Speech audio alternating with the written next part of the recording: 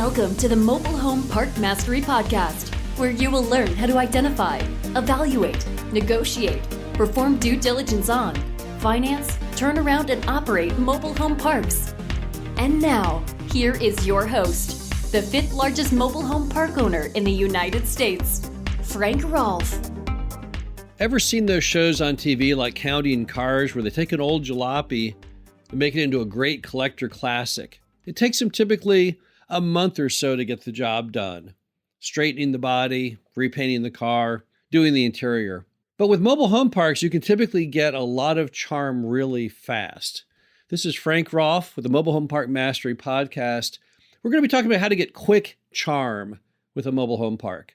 Things you can do so fast, it makes your head spin. Ways to take old, beat up, derelict mobile home parks that have seen their best days decades ago and bring them back to life in such a manner that the residents themselves don't even recognize the place. So let's just go down the quick list of ways to create quick charm with any mobile home park. Number one, the sign. Normally, every sign that we see in every mobile home park we've ever purchased was an abomination. A sheet of plywood, rotting. Often you can't even read the words on it, and sometimes the sign's missing. We bought a park once where the sign had snapped off at the ground and was laying on the ground. Put in a new sign in. It is not in any way hard to build a professional, yet very inexpensive sign to let people know that you're proud of the community, that they've arrived at the community, the name of the community, and even the phone number of the community. How do you do it? Well, 2 4x4 wooden posts in the ground in concrete, sleeved with white PVC with a nice-looking PVC cap. Typically a 4x8 or 5x10 sheet of aluminum. You can use green, blue, whatever color you like, typically with white letters. Make the letters large, the words few, typically the name of the community and the address and the phone number. That's about all you can put on there. And you've got a really nice looking sign for probably $2,000 or less. Doesn't have to be a fancy sandblasted sign. Doesn't have to be a fancy sign made of metal letters attached to beautiful stonework. That type of sign will do just fine. And while you're at it, let's keep the theme going. You got wide vinyl posts on the sign. Well, let's put in a white vinyl fence. Nothing makes a mobile home park stand out more than when there's a white vinyl fence running right down the frontage. We prefer 3-rail white vinyl, but I'll leave it up to you. There's 2-rail and 4-rail, but we've tested it and we think 3-rail is the best. Since I have that fence up, well, what more can I do with the front? Well, let's put in some feather flags. Feather flags are relatively inexpensive, a couple $100 each.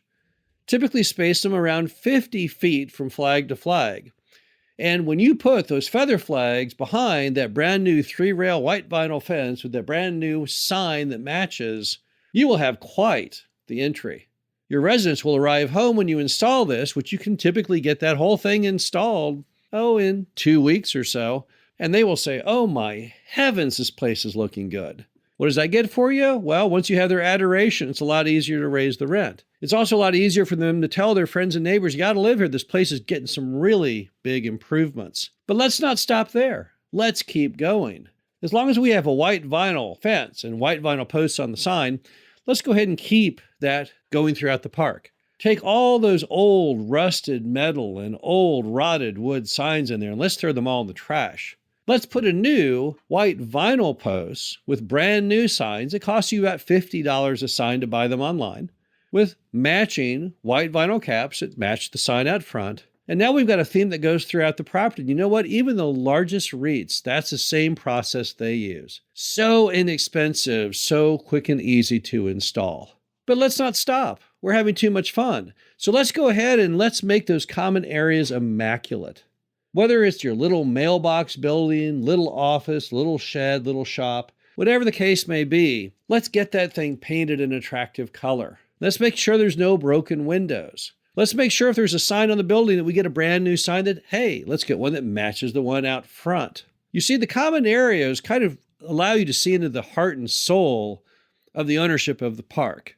Great parks have great common areas because it sends a message to the residents, hey, we want to make this the best that it can be. Really hard to get residents to have pride of ownership when the owner themselves has none. But let's not stop there. Let's keep going. Well, what do I do next? Well, the next thing I would want to do is I would want to go through that park and streetscape all of the homes that need significant aesthetic improvement. What do I mean by streetscape? Streetscaping is the art of looking down the street as you enter the park and from each of the key vantage points and just saying, what are the big things that really, really bug me? Not the little stuff, just the big stuff. Typically, when I look down a street, what really bothers me the most are rusted roofs. That one item drives me nuts. A mobile home rusted roof is literally the dimensions of a billboard. And it's a billboard that screams, we care nothing about living here. This place is a junk heap. Don't live here. It's very inexpensive to paint a rusted roof, around $250 per roof. That is the best money you'll ever spend in making a park look good. Also, look for missing skirting, very obvious missing skirting, typically where you have whole sections that looks like broken teeth. Again, not that expensive to fix. Buy some skirting and patch it in there. Even if it's not the exact same skirting because they don't make it anymore, it still, from a streetscaping perspective, won't draw your eye like having that big gap. And let's say the home has got several different colors on it. Let's paint it back into one color. Sometimes a resident buy paint, they buy a paint roller, and they're not paying attention, and they come to find out that they can't reach the top of the wall. So the home suddenly has a two-tone paint job. It looks atrocious. Let's fix that. If the home is covered in green mold, well, let's get a solution of bleach and water in a bucket and a paint roller, and let's go ahead and get that bleach on there and get all that off the side of the home. Again, these are all things you can do very quickly, very inexpensively. It gives you huge, huge bang for the buck. And don't overlook shutters. Most mobile homes were designed to have shutters on them. Now, if you don't have shutters on, they don't look right. It's like a face without eyebrows. Shutters are very, very inexpensive. You can buy those things typically for around $20 to $50 per set. And there's not that many shutters on a mobile home, typically just one set on the end. And then through the whole rest of the home, there might be as many as 6 sets. It's not much, but the impact is huge. Pick shutter colors that correspond to the color of the home, but are contrasting yet in the same color family. Now, questioning what you should do as far as shutters and home colors, just go to your local mobile home dealer. Look at what they've got. Match those colors exactly. There's no reason to reinvent the wheel. Another thing you're going to want to do is put hitch covers on your homes. You want to cover the hitch because hitches do not send the right impression to the audience, whether the audience are residents, future residents, or even banks or appraisers. You want that mobile home park to look like a subdivision. You don't want it to look like a mobile home park. When a lender looks at your mobile home park and what they see is a miniature recreation of where they live, they are obviously going to be more attuned to giving you a much higher value and feeling much better about the loan. So how do you get rid of the hitches? Well, again, you could cut them off. The problem, if you cut them off, it creates fire. Whether you cut them off with a saw or with an acetylene torch, you have the potential of catching the grass on fire. The easier route is simply to cover them in the same skirting material as the rest of the home, and they will pretty much then just disappear visually as you drive through. The bottom line to it all is it's not that hard to get a really quick charm going to any mobile home park you're trying to bring back to life. Now, if I had to pick one more item from that list, perhaps I would pick streetlights. Now, why streetlights? What does that do for you? Well, streetlights have a double role. Number one, it looks more professional during the day, but it also makes it look much, much better at night. That ambient light leads to better security. It makes the people feel happier and safer in living there. And the cost, again, is not nearly what people think. In most mobile home parks, we tend to go with solar lights, typically the streetlights made by Gamasonic. When I install those streetlights, they look so professional, but I don't have to wire them because they're all run off the power of the sun.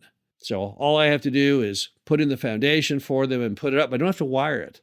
The cost to wire a streetlight, boring under or boring through the street to get the wires there, would be in the thousands of dollars. All of that is saved when you use solar energy.